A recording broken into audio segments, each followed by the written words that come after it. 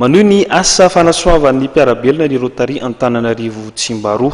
Teo amin'ny sehatry ny fampianarana indray no nitondra n'ity fikambanana ity izay fanasoavana ny mpiarabelona izay esika efa fanaony ankiho. Ndao ary hojerena ny fanatitiana. Sehatra maro samihafa no anatanterahany Rotary Antananarivo Tsimbaroa ny asa fanasoavana ny mpiarabelona izay antony ijoroany raha teo.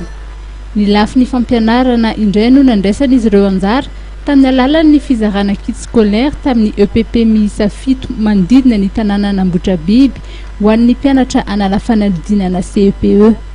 Nahatratra arivo ny isan'ny kit scolaire nozaraina.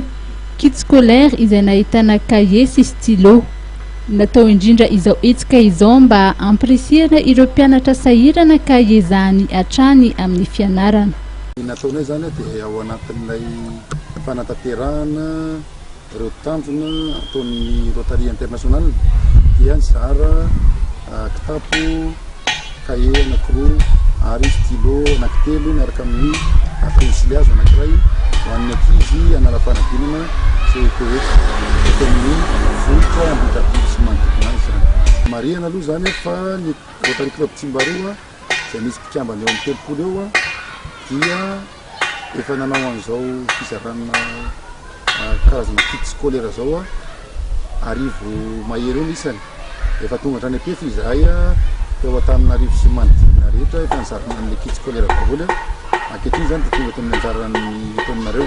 Zay zany eo amin'ny sehatra fanabeazana fa efa nanao koa zany zay didipotra niarahana tamina mpitsabo dia ho an'ny ankizy koa zany arivo koa nanontany amin'ny finantsena. Mbola mitohy ihany zany ny asa, mbola maro moa zany mbola atao ny asa soa fanampiana ny mpiarabelona satria zay tokoa ny tanjon'ny fikambanana Rotary Club. Tsy ny lafin'ny fampianarana ihany fa teo amin'ny lafin'ny ara-pahasalamana sy fampidirana rano fisotro madio dia samy andraisan'ny Rotary Antananarivo Tsimbaroa anjara avokoa. Amin'ny taona 2014 dia iotra noho ny vita tamin'ity taona 2014 ity ny tanjona ho an'ny fikambanana.